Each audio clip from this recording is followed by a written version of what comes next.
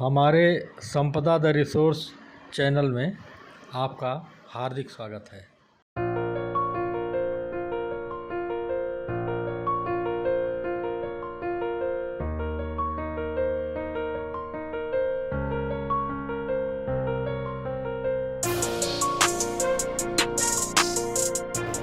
चक बहेरवा बाराबंकी जिले की रामनगर तहसील के चक बहेरवा गांव में है और यहाँ पर संदीप कुमार वर्मा ने पॉली हाउस में जरबेरा पुष्प उत्पादन की एक योजना उद्यान विभाग से इन्हें अनुदान मिला था और ये पूरी जो है 3785 वर्ग मीटर एरिया में इन्होंने ये जरबेरा उत्पादन के लिए पॉली हाउस लगाया हुआ है।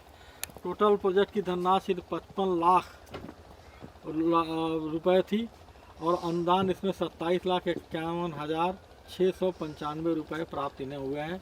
तो आइए हम देखते हैं संदीप वर्मा के इस पॉली हाउस के अंदर चलते हैं और देखते हैं कि जरबेरा के फूलों की कैसी खेती हुई है। आइए देखते हैं। संदीप वर्मा जी के इस पॉली हाउस में है जहाँ पर इन्होंने जरबेरा फूलों की खेती की है। आप देख रहे हैं कि विभिन्न रंग के यहाँ फूल हैं। यहाँ पे लाल रंग के, पीले रंग के, सफ़ेद और कई हल्के पीले और चटक पीले और गुलाबी रंग के ढेर सारे कलर्स के जरबेरा के फूल चारों ओर नज़र आ रहे हैं। और जैसा कि एक मखदूम मोइनुद्दीन की जो गज़ल है, बहुत फेमस गज़ल है कि फिर छिड़ी रात बात फूलों की, रात है या बारात फूलों की। तो ये दिन है लेकिन यहाँ फूलों की बारात जैसी छटा दिखाई दे रही है। तो हम संदीप जी आपसे पूछना चाहते हैं कि ये जरबेरा के फूलों की आप खेती करें, इसके पहले ये जानना चाहते हैं कि आपकी शिक्षा क्या है और कहाँ से आपको प्रेरणा मिली कि हम जरबेरा के फूलों की खेती करें।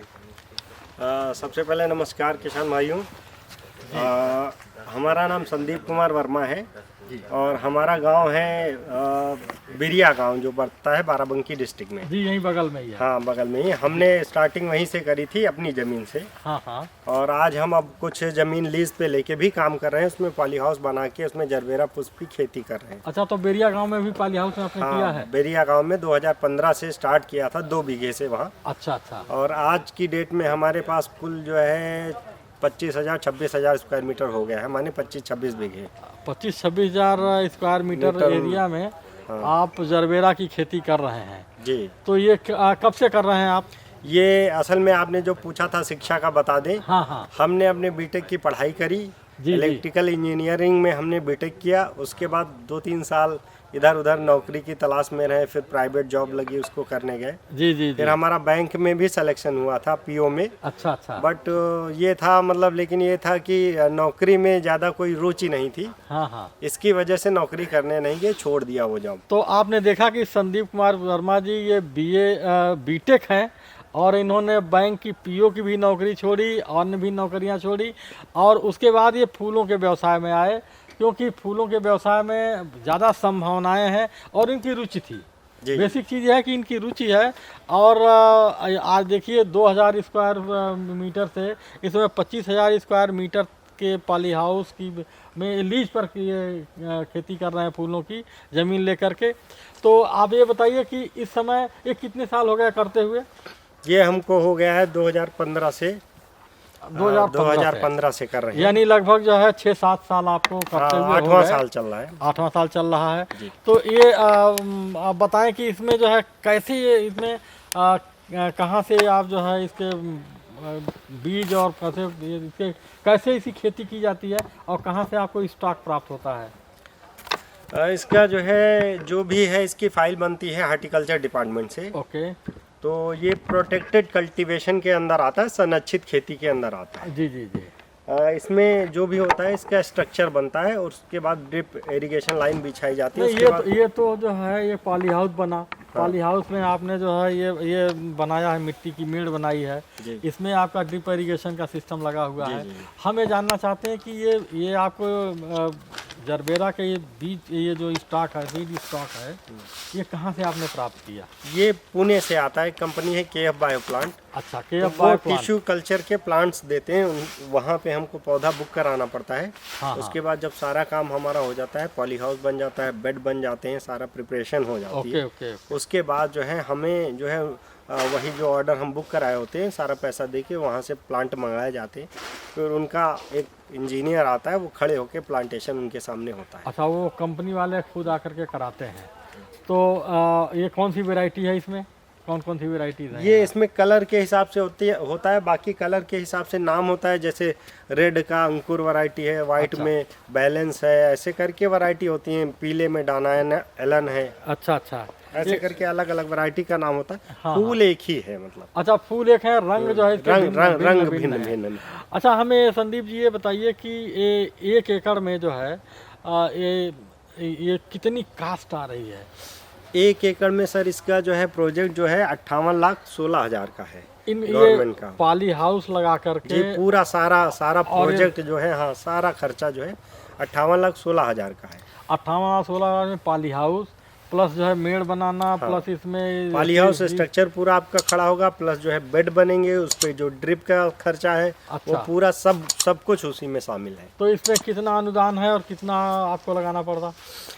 इसमें गवर्नमेंट की तरफ से 50% की सब्सिडी है हार्टिकल्चर डिपार्टमेंट से। अच्छा, तो उद्यान जो विभाग की ओर से। पहले स्टार्टिंग में सारा पैसा आपको लगाना पड़ेगा। मैं 58,16,000 आपको लगाने पड़ेंगे। टोटल लगाना पड़ेगा। उसके बाद बनने में जो भी 3 महीने का, 3.5 महीने का या 2.5 महीने का टाइम लगेगा। उसके बाद जब प्लांटेशन हो जाएगा, आप बेड बन के आपका पौधा लग जाएगा जी, तो आपको एक सूचना भेजनी होगी हार्टिकल्चर डिपार्टमेंट की, जो भी आपका डिस्ट्रिक्ट होगा। जी। वहाँ से फिर टीम आएगी, आपका विजिट करेगी। 6-7-8 लोग रहते हैं, जिसमें DHO और कुछ वैज्ञानिक KVK के रहते जिला हैं। उद्यान अधिकारी हाँ। और KVK के वो निरीक्षण वैज्ञानिक। होने के बाद सारे बिल बाउचर आपसे मांगे जाएंगे कि आपने कितना खर्च, मतलब जो भी खर्चा किया। जी। उसके बाद आपको 50% सब्सिडी आपके खाते में भेज दी जाती है। अच्छा, कई कुछ इंस्टॉलमेंट्स में भेजते हैं? नहीं, एकदम से पूरा 50% एक बार। पूरा 50% एक साथ में, एक मुश्त, यानी बन जाने के बाद और सारा कुछ लग जाने के बाद आप निरीक्षण करते हैं। हाँ। और देखते हैं कि जब सब चीजें पूरी हैं, हाँ, तो पूरी उस समय एक मुश्त वो आपको दे देते एक हैं। मुश्त खाते में आना। अच्छा, ये बताइए कि इसमें कौन सी बीमारियां भी लगती होंगी और कीड़े भी लगते होंगे? हाँ। तो उनके लिए आप क्या करते हैं? हाँ, चैलेंजेस तो इसमें बहुत हैं जी। ये जाड़े के सीजन में थोड़े कम चैलेंजेस रहते हैं। हाँ। और गर्मियों में दिक्कतें ज़्यादा होती है। इंसेक्ट का अटैक बहुत होता है और जो है फंगस बहुत लगता है। बरसात के टाइम में फंगस बहुत लगता है। तो इंसेक्ट में जैसे थ्रिप्स लग गई, माइट लग गई, वाइट फ्लाई लग गई, इन सब का अटैक बहुत रहता है। हाँ। तो इसके लिए हम लोग रेगुलर 3 दिन के अंतराल पे दवाई का स्प्रे कराते हैं। जैसे कभी थ्रिप्स के लिए करा दिया, कभी माइट्स के लिए करा दिया। तो वो प्रॉपर उसको देखना पड़ता है, डेली निरीक्षण करना पड़ता है कि हाँ हमारे पौधों में, चूँकि पौधा महंगा है। हाँ। तो फसल महंगी है, इसलिए हमारे पौधों में कोई बीमारी का अटैक ऐसा ना हो जाए कि पूरी फसल चली जाए। तो ये वेल प्रोटेक्टेड एरिया में ही हो सकता है, क्योंकि ये विदेशी पौधा है जी। और विदेशी फूल है और वहाँ ठंडे वातावरण होता है, तो यहाँ ठंडक के मौसम में अच्छा होता है। हाँ, ठंडक में मौसम में अच्छा होता है। मार्च अप्रैल मई तक ठीक रहता है। उसके बाद थोड़ा बरसात में थोड़ा ज़्यादा दिक्कत होती है। ये ह्यूमिडिटी नहीं बर्दाश्त कर पाता। ह्यूमिडिटी जब होती है तो ये नहीं हो पाता तो है। थोड़ा हम लोगों को ज़्यादा केयर करनी पड़ती है। उस टाइम बरसात में बहुत ज़्यादा केयर करनी पड़ती है। तो ये दवाएं जो है, इसमें दवाएं आपको लगातार रेगुलर जो करनी पड़ती हैं, लगभग कितनी कास्ट आ जाती है? कास्ट ऑफ कल्टीवेशन कितना हो जाता है? दवा का, फर्टिलाइजर का अलग अलग कास्ट है। जैसे दवा का मान लीजिए 10 से 12 हज़ार महीने का एकड़ पे खर्चा हो जाता है। अच्छा। और फर्टिलाइजर का 20-25 हज़ार रुपये का खर्चा हो जाता है। ये बताइए कि ये कितना जो है, एक मतलब फूल कितने निकल जाते हैं साल भर में ऑन एवरेज जो है जो भी पौधा आपको लगा होगा, कंपनी कहती है कि 10% का प्रोडक्शन मिलेगा।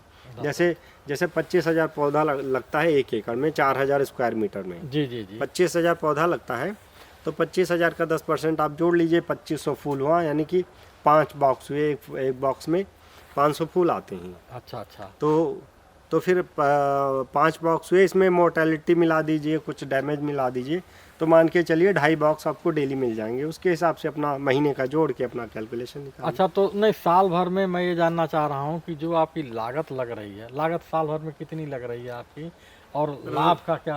रनिंग कास्ट तो ऐसे नहीं बताया जा सकता, क्योंकि मोटा मोटी अब जो है पर प्रति फूल का हम लोग जोड़ते हैं 1.5 से 2 रुपए का खर्चा आ जाता है प्रति फूल का। अच्छा अच्छा। जो भी फूल आपका निकलेगा साल में, उस पे 1.5 से 2 रुपए का खर्चा आएगा। और बाजार में एक फूल की कीमत बाजार में सीजन पे 7-8 रुपए बिक जा रहा है। अच्छा। और ऑफ सीजन थोड़ा दिक्कत रहती है, 2 रुपए 3 रुपए ऐसे बिकता है ऑफ सीजन। औसत रुपए 5 रुपए इसको रख लिया जाए, 6 रुपए नहीं, औसत 5-6 रुपए तो ज्यादा हो जाएगा। अच्छा अच्छा। औसत 4 रुपए रखिए, 4 रुपए। औसत 4 रुपए जो है प्रॉफिट है, और 2 रुपए इसमें लागत।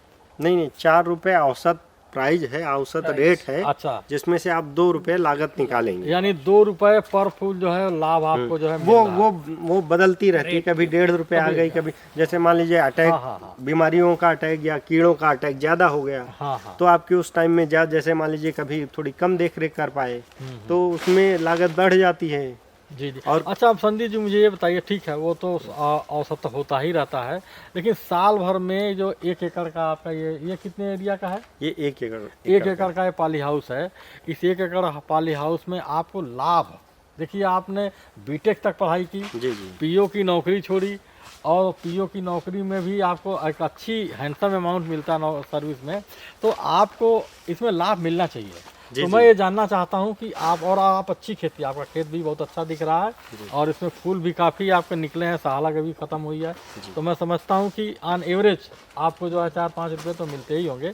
तो साल में कितना आपको जो है, कितनी इनकम? हम लोग 1 एकड़ में सर जो है मतलब अगर ऑन एन एवरेज काम करें, मतलब बहुत अच्छा काम ना करें, तब भी 10 से 12 लाख रुपए हम लोगों का शुद्ध मुनाफा हो जाता है, बचत हो जाता है। 10 से 12 लाख रुपए शुद्ध बचत मुनाफा हो जाता है। बाकी इससे ज्यादा या कम ये कभी कभी मार्केट की कंडीशन पे डिपेंड करता है, कभी कभी कितने रेट हाई चले गए उस पर डिपेंड करता है, कभी कभी किसान की खुद की अपनी मेहनत होती है, उस पर डिपेंड करता है कि वो क्वालिटी कैसी निकाल है, क्वांटिटी कैसे निकाल। बिल्कुल सही है, लेकिन हमारे देश का किसान जो है मेहनत से तो नहीं घबराता।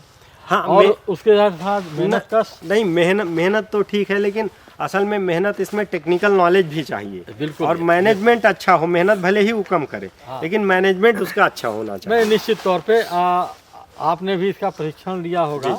प्रशिक्षण आपने कहाँ लिया इसका?